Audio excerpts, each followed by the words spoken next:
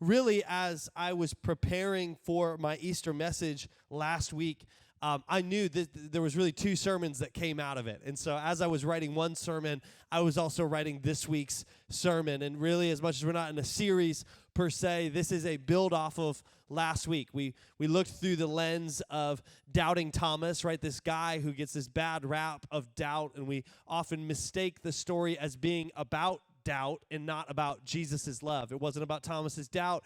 It was about the love of Jesus to meet him where he was at in the midst of his doubt and lead him out of doubt where he was called to go. And so if we've agreed with that Easter message, or if you listen to it or we're here and you can say, yeah, you know what? I want to serve a Savior who's going to meet me where I'm at, but is also going to lead me where I need to go. If you've ever had a moment like that in your life, then the question begins to happen of, yeah, but where am I supposed to go?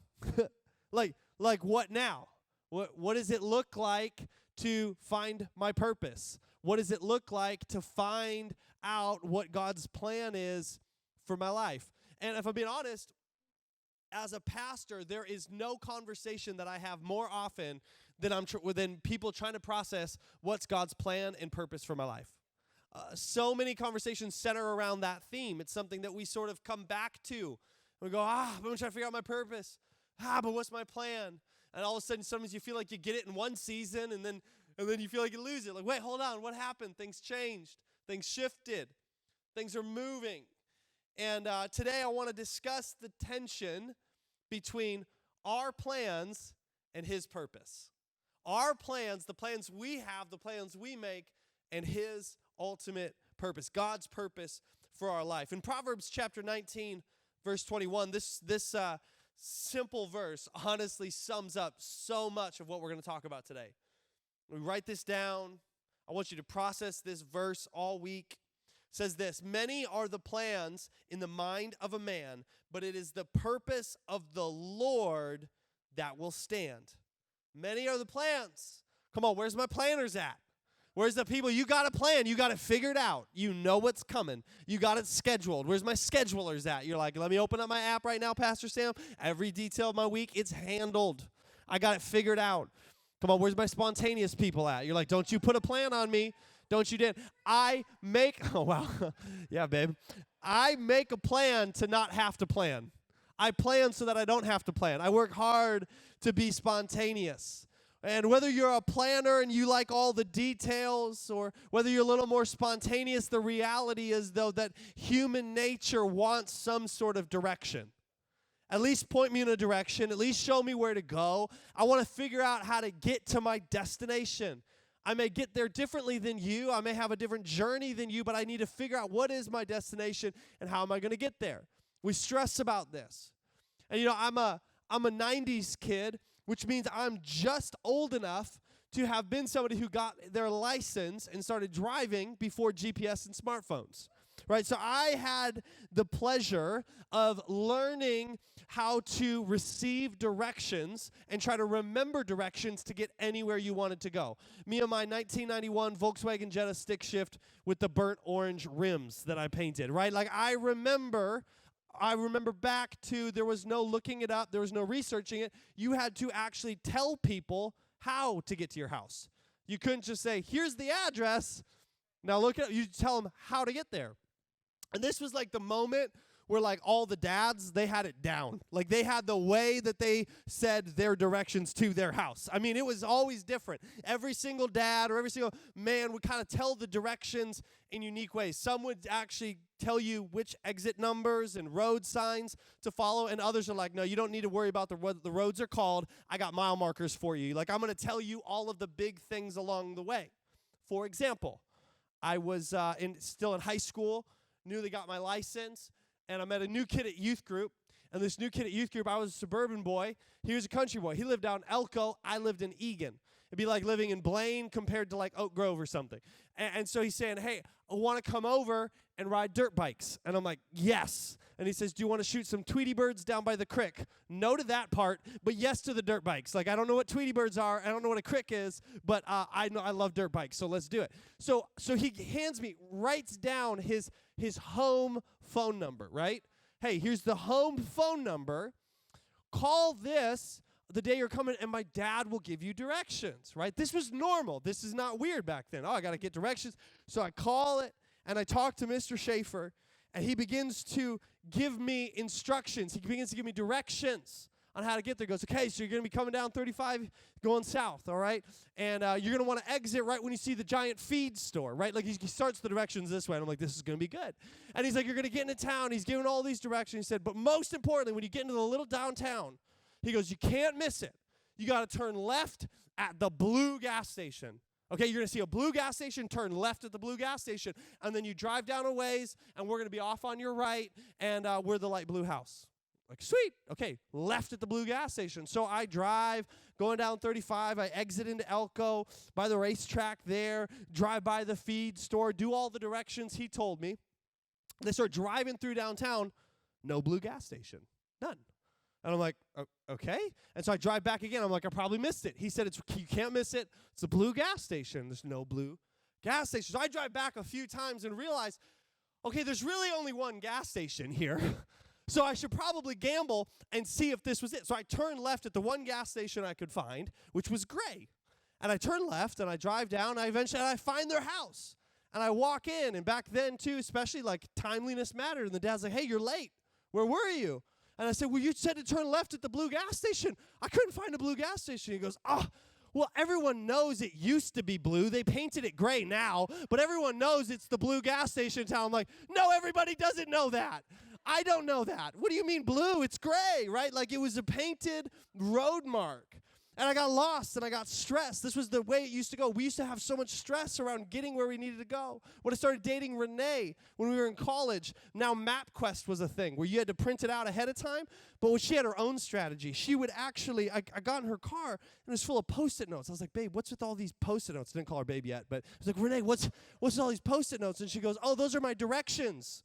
She would actually put all of the MapQuest directions on sticky notes in order along her steering wheel, and as she would take a turn, she'd throw one in the back seat. And she'd just keep driving and throw it in the back seat. You had to get creative because you didn't want the stress of getting lost. There was all sorts of directions people would give you, and so you got very acquainted with the stress of, I think I made a wrong turn. I think I missed it. I must have missed the blue gas station. I must have missed the mile marker. I must have missed the turn that I was supposed to go on. And there's this stress that would happen with it. The reality is so many of us in life, we're walking through so many situations and issues and problems and things, and we actually wonder, hey, did I miss it? That feeling of being lost can come up in life where you're like, I don't know, did I miss something? Where's the mile marker? My plans aren't working quite right. Am I in the purpose of God? Am I doing the right thing? What does this even look like? And what's my calling? And all of these major questions that we ask, they're real. And it's a tension. And we need to begin to dissect this tension between our plans and His purpose.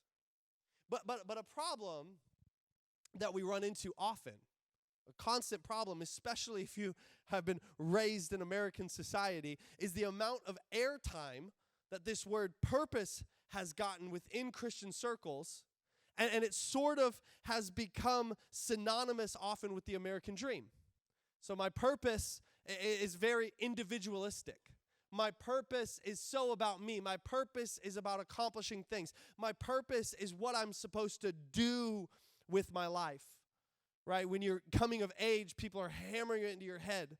Just think back to your, graduation party, right? High school grad parties.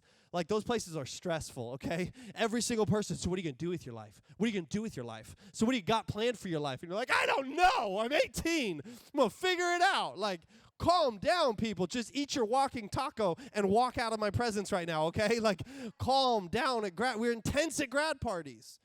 Because you got to live the American, you got to figure this out. You got to get your purpose figured out. You got to do this. But the problem is so often when we think of purpose, we immediately put ourselves at the center of it. I am the center of the focus. It's about me. If there's purpose, it has to be about me. I want my own special story. I want my own special, unique, individualistic mindset. I want to fall in line with that. Right? We watched a lot of Disney movies. And it's all about us. And it's all about me. And I'm so special. And I'm unique. And I'm great. And I'm just going to accomplish big things, right? And we get so caught up in this. But do you know, church, that individualism is actually really new? Living a life that has a very individualistic mentality about your purpose and your plan, basically count everybody else out. It's just about me and my needs and my journey. That's the focus. I am the central character of my story. I am the hero of my story. It is all about me, me, me, me, me, me, me. That is new. That is new. Family-centric used to be normal. Hey, who am I in regards to my family? I actually belong to a family. And then I belong to a greater family, the body of Christ. Tribalism was natural. Hey, this is the tribe. These are the people I'm with. We're going to defend each other. We're going to step up for each other. Our purpose is actually linked. My purpose has a part to play with your purpose. We're connected.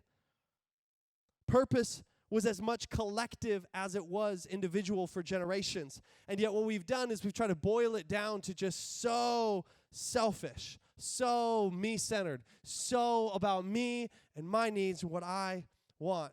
And I can prove this, honestly, by the way in which church circles, how we utilize Jeremiah chapter 29, verse 11. Because we hear this verse, for I know the plans I have for you, declares the Lord. I've got plans to prosper you, not to harm you, plans to give you a future and a hope.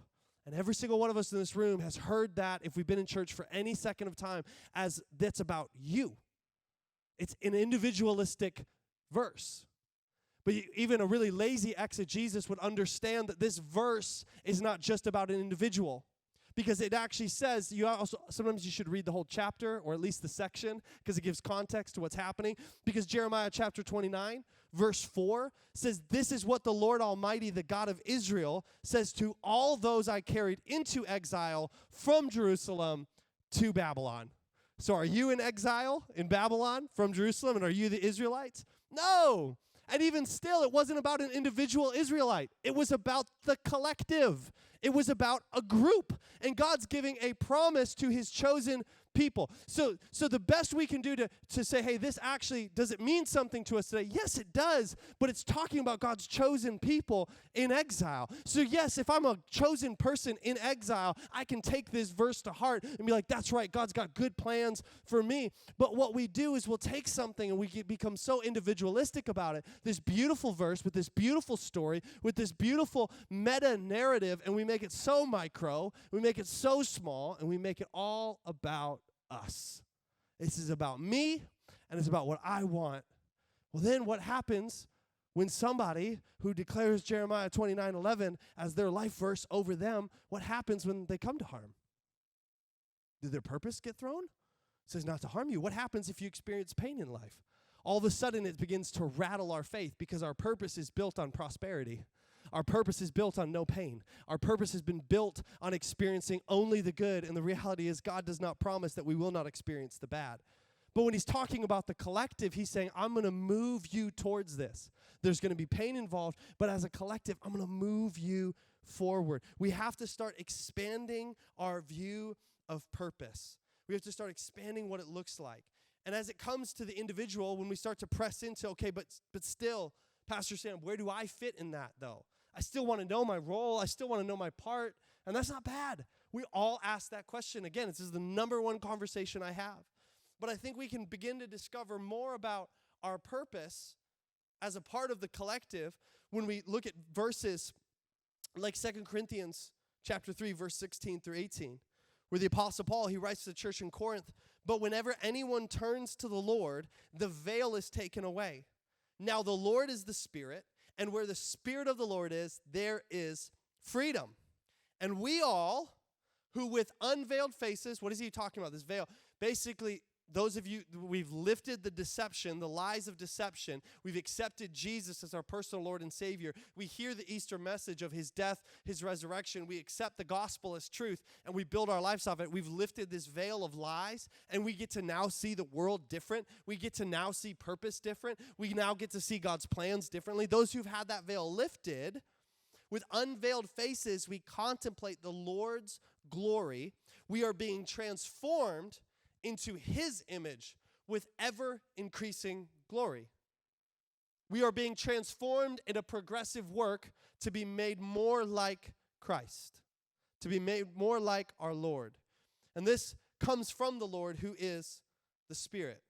Paul here is saying to continually be made more and more into the image of Christ, and then in turn to reflect his glory back into the world.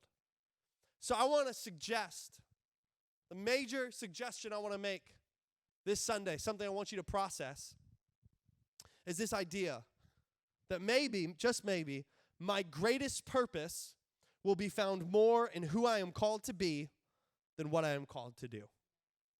That my greatest purpose is going to be discovered more in who God made me to be, who I am, the development of me, the development of who God has created me to be, than just trying to figure out that one simple thing that I'm called to do.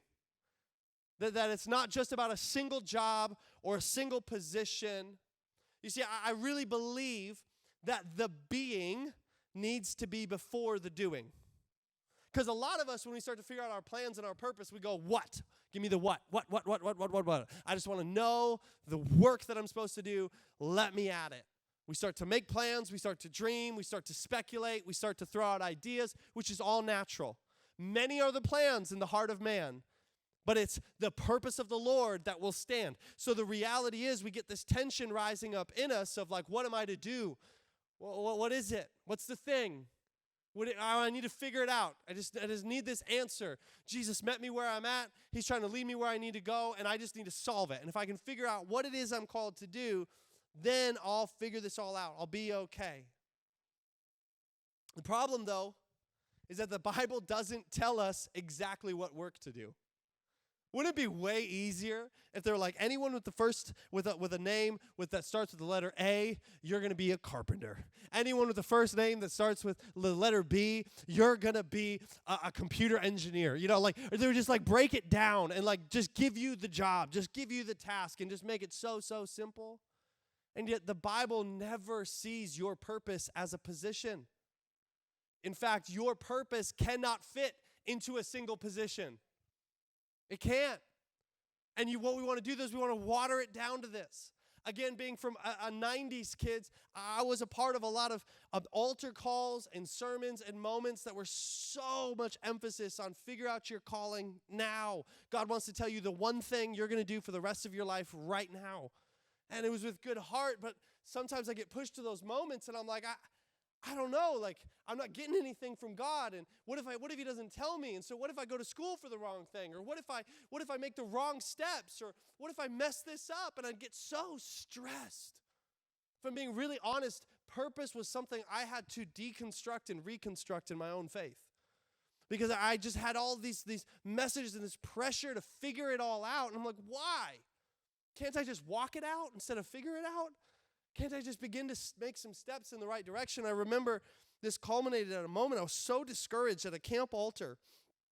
And it was a night where everyone was like, get your call and get your one word from God. And I'm an upperclassman in high school. And I'm sitting in the back and I'm going, I mean, God, why don't you just tell me? Why don't you just say the one thing? Just give me the one thing that I'm to do for the rest of my life. And I looked out at this altar call and he said, you're just going to be a part of this for the rest of your life. You're going to be a part of people encountering God for the rest of your life. I was like, okay, I'm good with that. It wasn't a title. It wasn't a position. It wasn't a job. But I got some direction from him. Because how many of you know, like, if he'd said just youth pastor, well, what happens when I'm no longer a youth pastor? Now I'm a lead pastor. Did I walk away from my purpose? Did I lose sight of my purpose? What happens if you feel like your job is your calling and you can no longer do that work anymore because you got injured? What happens if we think that our purpose is something that is temporary? Something that can go away, something that we can lose, something that we can grow out of. The reality is our purpose cannot fit into a single position. You are not your work. You're not your work. You're not what you do. It's not how high we can climb the ladder. It's not how high we can climb in life. It's how brightly can we reflect Jesus back into the world. How brightly can I reflect him? It's not what I do, it's who I am, and who I am is found in whose I am. See, what we do, I think, is that's a mistake, is we often make a plan. Oh, I got a good strategy. I can figure this one out. I'm going to plan it all out. I'm going to get every detail. I'm going to figure my life out step by step. I'm going to make a 10-year plan. I'm going to make a 20-year plan. Make a 30-year plan. We make a plan. We create this life, and then we say, okay, God, now breathe your purpose onto it. I made my plan. Now pour your purpose into it. Make it have meaning. Make it be bigger than me. Make it have all these things. So God, do it. When the reality is God says, hey, actually, I want you to discover your purpose and then begin making some plans. I want you to find out who I made you to be before you try to answer what it is you're supposed to do. Would you learn more about becoming than doing? Would you spend more time understanding who you are than what you're supposed to do? There's a man in Psalms, he wrote a few Psalms, Asaph, and he was a man with a healthy understanding of this perspective of purpose. We see this because of chapter 73 of Psalms, in verse 23 through 26. He says, yet I am always with you. You hold me by my right hand. You guide me with your counsel, and afterward you will take me into glory. Who am I in heaven but you? Whom have I in heaven but you? And earth has nothing I desire besides you. Wow. Earth has nothing I desire besides you. My flesh and my heart may fail. You may fail at what you're doing. You may come up short. You may not be able to do it forever. You may fail at getting that job. You may fail at those items. My flesh and my heart may fail, but God is the strength of my heart, and he is my portion forever. Your plans may fail, but his purpose will stand. His purpose is above your plans. It's better, it's stronger, it's greater. All of the earth's glory pales in comparison to God. And Asaph saw that prosperity could only be found for him in God's presence. And it's something that, for me, it's such an interesting word when we talk about prospering. I think it's really important when you're trying to build a life and you're trying to figure out your purpose. I think it's really important to figure out in your heart and your mind what you see as prospering. Like when I say prosperity, when I say prospering, what do you picture? Is it really, really good circumstances? Is it external things? Is it stuff? Is it a house? Is it a boat? Is it a car? Is it a healthy body? What do you picture when I say prospering? Is it great relationships? What is it, I wonder? But if you want to figure out your purpose, the Bible does talk about what it means to find prosperity. I think we actually need to ask ourselves the question, what does it mean to me to prosper and flourish in my God-given purpose? But I feel like God's purpose is always, whenever I get in God's presence and he begins to speak to me about my purpose, it's always focused on my internal prosperity. Hey, who are you emotionally? Who are you spiritually? Who are you mentally? What's going on the inside of you, Sam? Where are you at? Let's talk about who you're becoming more than what you're doing. I know, Sam, you were really impressed with what you did, but I wasn't that impressed because I saw your heart behind the action. So I want to talk about that. He always starts on the inside and begins to work his way out. But when I just am left to my own devices and my own plans, my plans are often driven by external prosperity. Which again is not sinful in nature to have stuff or to move towards things or to make plans. But where did it start? Like if you dial it all back, where does it begin? Where does your purpose begin? What was the foundation of the idea that you built that idea off of? Did it start from this, man, the earth has nothing in it that I desire besides God. The earth has nothing in it that I desire besides God. And apart from him, I want none of it. And God is so good. He's a good God who loves to bless his children. And I have found that when I get it right and I get on purpose and I become who I'm supposed to become before I start doing what I feel I'm called to do and I do that hard work, he blesses it.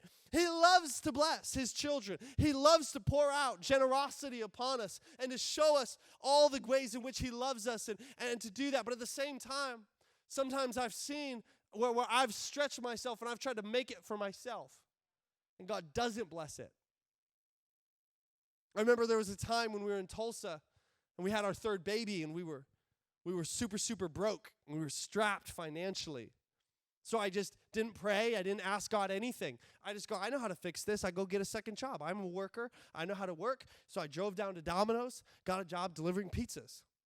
This is only like a few years ago. And I'm like, I got to make more money. The ends aren't meeting, right? But this is what you do. This is how you do it. I didn't pray. I didn't ask God's favor. I didn't ask for his faithfulness. I didn't ask for his guidance. I just went and got this job. And let me tell you, he did not bless it. I struggled to get any tips. It was a strain on our family. We had a third baby. We had 3 kids under the age of 4.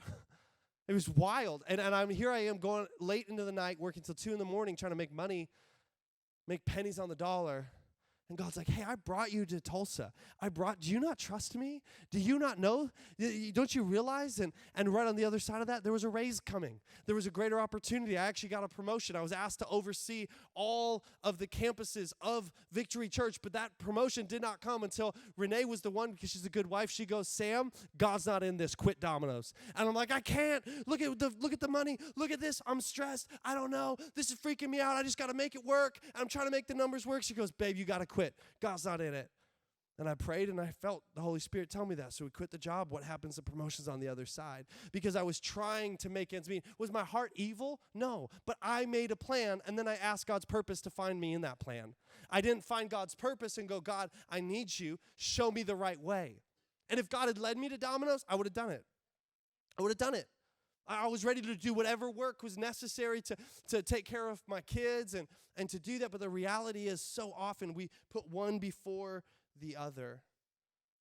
And I love that Matthew 16 is this beautiful reminder that what good will it be for someone to gain the whole world yet forfeit their soul? I don't need it all. I want my soul to be intact. I want the things that matter to be intact. And for me, a way that I've helped to shift through experiences like Domino's, through experiences is realizing that I need to live from a purpose, not for a purpose. And let me explain. I want to see my purpose as more of a covering than a hill of achievement I have to climb. So I want to see it as more of a covering than a climb. So when I think about my purpose, when I think about the things that I want to do, so often what we go is there's a mountain of achievement that I have to accomplish. And when I get to that mountain, I'm going to find my purpose on that mountaintop. I'm going to find my purpose with that position. I'm going to find my purpose with that role. I'm going to find my purpose with that promotion. So all I got to do is I got to work hard. I got to grind it out. I got to do what's necessary. I got to stay focused. I got to get on. My purpose is to get there. My purpose is to arrive. When we create destinations for our purpose. And we say it's a hill to climb. And when I get there, then I will have accomplished what I've set out to do. Which is very different than thinking of purpose as a covering. You see, when purpose is a covering, and I live from a purpose, not for a purpose, what that means is anything I do can have purpose in it. What it means is no matter what my role is in that season, whatever piece of work I'm doing, whatever job it is God has put in front of me, he can bring purpose to it. This is the story of the Good Samaritan. What happens is you have this man get beaten on this road. It's this parable that Jesus tells. And the religious men, they had purpose to get to. They had people to preach to. They had prayer meetings to lead. They had places to go. They had purpose on the other side of their journey. They were trying to find a purpose rather than living from a purpose. And what did? They walked on the other side. But then what does this Samaritan man do? He stops. And he lives from a purpose. He's covered by purpose. Because in that moment, that man was all that mattered. That person that came in front of them. But the American dream convolutes this. Because the American dream says, how high can you climb? How far can you go? Where's your arrival? But the reality is, if you ever made it to what used to seem like a mountaintop, you get there and realize it's just a foothill. And that life is long, and there's a lot ahead of you, and there's a lot of challenges. We can't boil it down to a single thing. Your purpose cannot fit into a single position. It may feel nice to think of it that way. Wouldn't that be nice if God could just tell me everything all at once right now? But the reality is, if he gave it to you now, you wouldn't be ready for it.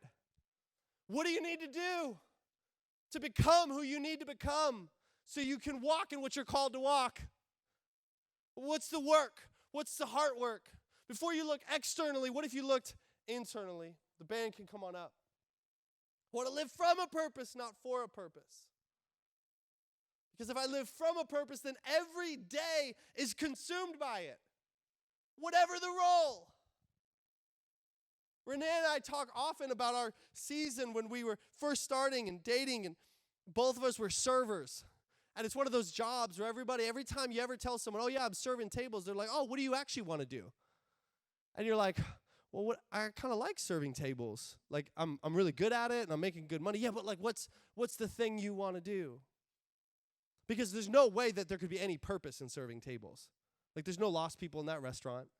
There's nobody that you need to love. There's nobody that you need to encourage. You can't affect people's lives serving tables. Clearly, you have something else you want to do. When the reality is we have stories and stories of people's lives that we got to impact because we lived from a purpose. So while we were waiting tables, it wasn't something that was outside of our purpose. It was a part of it. It was a step in that. What are those things that sometimes we discount, or those seasons that we go, this doesn't have value, this is contrary to my purpose? And I've seen something, honestly, that it's not scaring me. It's just, there's an unwillingness in a lot of young Americans to do something that they feel is beneath them. And I don't need to show up on time for that, because that's not what I actually want to do. Once I get there, then I'll be a hard worker. Once I get there, then I'll show up. And you're like, no. You have to walk it now. Show up early now. Are you the kind of person that shows up on time, or are you the kind of person that shows up late? Because that's going to carry with you. I don't get to skip this process. A prayer I pray constantly is, God, do not let me miss the lesson you're trying to teach me in this season. Because then I know I'm going to have to learn it later. I want to learn it now. What am I supposed to walk through now? That was that reminder with that going back to dominoes. God's like, no, Sam, you already did that. You already showed me you could handle dominoes well. I don't need you to do that. You already showed me that you could steward that. Don't you remember? You were a delivery driver, and then you were a manager, and then you ran the whole store. You stewarded Domino's well. I don't need you to go back to what was. I got more for you moving forward.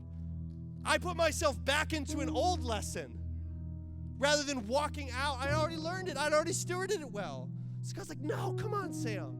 Keep moving forward. I got more for you. Again, the Bible doesn't lay out the work that we're to do, but it absolutely does tell us how to do our work. 100%. Everything I do can have purpose. Everything I do can have purpose. There's nothing beneath us. There can be no work beneath our purpose. It doesn't work. So when Jesus meets you where you're at to lead you where you need to go, do you know sometimes Jesus leads us to the role of a servant because he was the ultimate one? That sometimes our purpose looks like building the collective more than our own lives. That sometimes purpose looks like stopping your whole week and rearranging everything for one person because they all of a sudden become more valuable and more important than anything else because God says, hey, I need you to help this person. I need you to walk with them. Your purpose is not some far off, distant destination. You can literally start living from purpose right now.